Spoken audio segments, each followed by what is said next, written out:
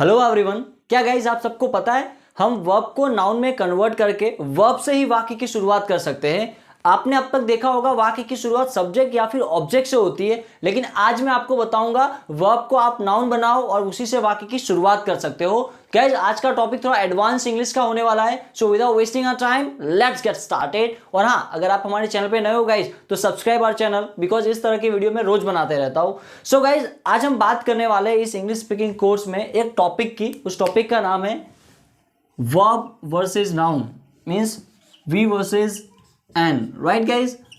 सो basically पहले आप ये समझो कि वाक्य की जो शुरुआत होती है इंग्लिश भाषा में, इंग्लिश लैंग्वेज में, वो कहाँ से होती है? या तो सब्जेक्ट से होती है या फिर ऑब्जेक्ट से होती है, यानी एक्टिव में होता है, पैसिव में होता है। लेकिन कई बार आप जब नॉवेल को रीड करते हो या फिर किसी इंग्लिश बोलने वाले इंसान के साथ मिलते होंगे, तब आपने एक चीज़ नोटिस की होगी, क्या वो वाक्य की शुरुआत कैसे भी करते हैं यार। एक ही वाक्य को घुमा फिरा के 2, 3, 4, 5, 6 प्रकार से बता देते हैं, लेकिन मीनिंग चेंज नहीं होता है। तो आखिर ये होता कैसे कि एक ही वाक्य को घुमा घुमा के कई तरह से बना सकते हैं? तो गाइस आज मैंने आपके पास सामने 5 एग्जाम्पल लिए और आज आपको मैं बताने वाला हूँ। तो सबसे पहले याद करो गाइस, हमारा फर्स्ट लेक्चर इस इंग्लिश स्पीकिंग कोर्स के आज 89 डेज हो चुके हैं गाइस, कल इसका लास्ट दिन है। सो हमारा जो फर्स्ट डे था वो याद करो, मैंने क्या बताया था कि वाक्य की शुरुआत कहाँ से होती है? नाउन से, राइट। मैंने आपको बताया था, आज शायद आप सबको याद आ रहा हो, तो वाक्य की शुरुआत किससे होती है? नाउन से। अगर सब्जेक्ट होता है तो एक्टिव वॉइस बन जाता है नाउन, और अगर वर्किंग यानी कि नॉन वर्किंग नाउन होता है तो वो बन जाता है पैसिव वॉइस, राइट। तो आज हम क्या करने वाले हैं, इंग्लिश में क्या होता है, कुछ वर्ब को एज अ नाउन भी यूज किया जाता है। तो फर्क बहुत सिंपल सा है कि अगर वर्ब यूज होता है, एज अ वर्ब यूज होता है तो वो बीच में लिखा जाता है, लेकिन एज अ नाउन यूज होगा तो वो वाक्य की शुरुआत में आएगा। देखते हैं कैसे। गाइस एक वर्ड है प्रैक्टिस,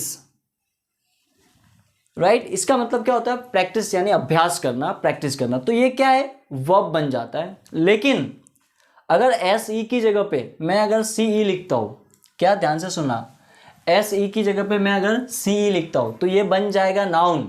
आप में से कई लोगों की इस मिस्टेक होती होगी एस ई और सी ई को लेकर। कुछ लोग जो मूड में आता है ना, जो याद आता है वो पहले लिख देते हैं, लेकिन ऐसा नहीं होता है। एस ई लगाने से वो वर्ब बनता है और सी ई लगाने से वो क्या बन जाता है? नाउन। फॉर एग्जाम्पल मुझे अगर बोलना है कि I will practice every day, तो I will practice every day, यहाँ पे प्रैक्टिस बीच में आ रहा है, मतलब वो वर्ब यूज किया गया, एज अ वर्ब यूज हुआ है, मैं प्रैक्टिस करूंगा। लेकिन मुझे बोलना है प्रैक्टिस इज वेरी इंपॉर्टेंट। अब प्रैक्टिस देखो आगे आ रहा है सेंटेंस में, प्रैक्टिस इज वेरी इंपॉर्टेंट, तो प्रैक्टिस आगे आ रहा है, मतलब वो क्या बना हुआ ऑलरेडी? नाउन। मतलब वहां पे वो ऐसी नहीं यूज हुआ है, वहां पे क्या यूज होकर आ रहा है? वो सी ई यूज होकर आ रहा है। जबकि दोनों का बोलने का जो प्रोनाउंसिएशन है वो डिफरेंट नहीं है, सेम ही है, राइट। तो इस तरह से ये सब वर्ड है, ये वाक्य के बीच में आते हैं, और ये सारे वर्ड यानी जो नाउन यूज किए जाते हैं वो वाक्य की शुरुआत में आते हैं। तो ये था पहला वर्ड। अब हम बात करते हैं दूसरे वर्ड की, उसमें लिखा हुआ कंप्लीट। गाइस कंप्लीट एक वर्ब है जिसका मतलब होता है पूरा करना, राइट, पूरा करना। अब इसका अगर मुझे नाउन बनाना है तो मैं क्या लगाऊंगा? कंप्लीशन। क्या लिखूंगा? कंप्लीशन। ये अब एज अ नाउन यूज होगा, राइट। अब जैसे मुझे बोलना है कि सर मैं अपना होमवर्क पूरा कर दूंगा, तो मैं बोलूंगा I will complete my homework. तो यहाँ पे मैंने एज अ वर्ब यूज किया, लेकिन मुझे एज अ नाउन यूज करना है तो मैं बोलूंगा the completion of my homework will be done, right. या फिर the completion of this project is remaining. तो कंप्लीशन कैसे यूज हो रहा है guys? As a noun use हो रहा है, राइट। ओके, अब बढ़ते गाइस तीसरे वर्ब की तरफ, तीसरे वर्ड की तरफ। उसका लिखा हुआ है एग्जीक्यूट। अब एग्जीक्यूट क्या है? ये वर्ब है, इसका नाउन क्या बनेगा? तो इसका नाउन बनेगा एग्जीक्यूशन, राइट। Execution, CUTION।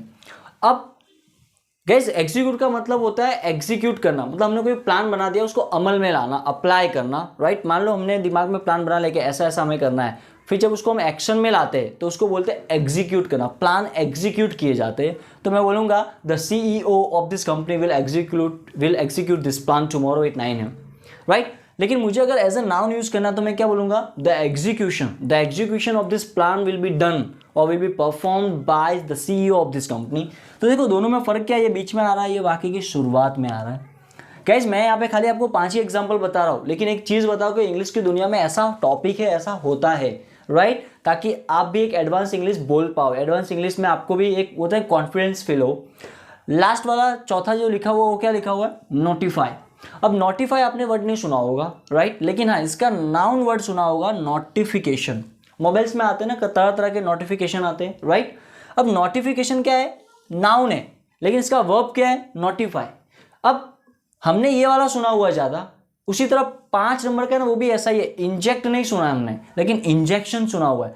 तो इंग्लिश की दुनिया में क्या होता है, कुछ word as a noun famous हो जाते हैं, कुछ word as a verb famous हो जाते हैं। लेकिन अगर हमको दोनों का कोई पता है ना, वर्ब भी पता है, उसका नाउन भी पता है, तो हम सेंटेंस में इजीली खेल सकते हैं, सेंटेंस में इजीली हम एडवांस और बेसिक लेवल का सेंटेंस बना सकते हैं, राइट। तो चौथा क्या लिखा हुआ है, 4th नंबर नोटिफाई, यानी नोटिफाई करना, ये वर्ब होगा। जैसे मुझे बोलना है कि this is the best gadget और this is the best mobile, this is the best application which will notify you each and every time.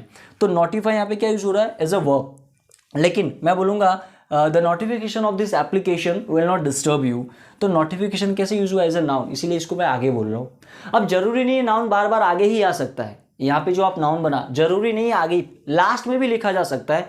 For example मुझे बोलना है कि आई हेट नोटिफिकेशन, राइट। तो देखो यहाँ पे नोटिफिकेशन में लास्ट में बोल रहा हूँ, तो नाउन वाक्य की शुरुआत में भी आ सकता है और वाक्य के लास्ट में भी आ सकता है, डिपेंड्स कि आप सेंटेंस में किसको प्रायोरिटी दे रहे हो, आई हेट नोटिफिकेशन या फिर notification disturb me, irritates me, it's completely fine.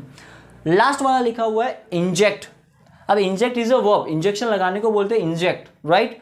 लेकिन इसको ज़्यादा नहीं बोला जाता, इसको हम बोलते हैं नाउन है, इंजेक्शन ज़्यादा बोलते हैं।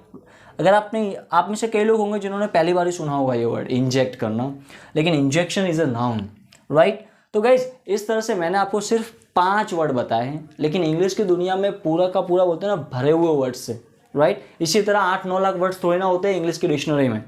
तो मैंने आपको सिर्फ 5 वर्ड का एक एग्जाम्पल बताया ताकि आपको ये चीज़ पता चल सके कि वर्ब होगा तो सेंटेंस के बीच में लिखा जाएगा और नाउन होगा तो सेंटेंस के लास्ट में या फिर सेंटेंस की शुरुआत में आएगा। It is done guys, okay. अब अक्सर क्या होता है, कई बार आपने देखा होगा वर्ब के साथ डू लगता है और नहीं लगता है। जैसे मुझे बोलना है डू एग्जामिनेशन या डू एग्जामिन, तो क्या यहाँ पे डू लगाने की जरूरत नहीं है, क्यों, क्योंकि एग्जामिन में डू आ गया। एग्जामिन यानी चेक करना, एग्जाम करना, एग्जामिन करना, वेरीफाई करना, तो यहाँ पे डू लगाने की जरूरत नहीं है, right. Okay, one more example, अगर मुझे बोलना है कि क्लैरिफाई, तो देखो क्लैरिफाई आपने नहीं सुना होगा, क्लैरिफाई यानी चीज़ों को क्लियर करना, लेकिन क्लैरिफिकेशन सुना होगा। तो क्लैरिफिकेशन क्या है, नाउन है क्लैरिफिकेशन, लेकिन क्लैरिफाई क्या बनेगा गाइज, ये बनेगा वर्ब बनेगा। सो अल्टीमेटली आपको डू लगाने के लिए भी थोड़ा सा दिमाग लगाना पड़ेगा, क्योंकि वर्ब में डू कभी नहीं लगाया जाता है, वर्ब में ऑलरेडी डू होता है। लेकिन हाँ, जब नाउन बन जाता है ना, तो नाउन में मुझे कहीं ना कहीं डू लगाने की ज़रूरत पड़ती है, that's it, right. So guys I hope आपको आज का टॉपिक समझ में आया होगा। बहुत छोटा सा और इजी सा टॉपिक था, लेकिन हाँ एक ये बोलते हैं ना कि एडवांस इंग्लिश स्पीकिंग था, एक एडवांस लेवल का ये टॉपिक था, राइट। और हाँ, अगर आपके दिमाग में भी कोई ऐसे वर्ड्स आ रहे हैं जिसको लेके आप कंफ्यूज हो तो आप कमेंट बॉक्स में लिख के जरूर जाना, right guys. So keep sharing and keep sharing guys, keep learning and keep sharing. Thank you.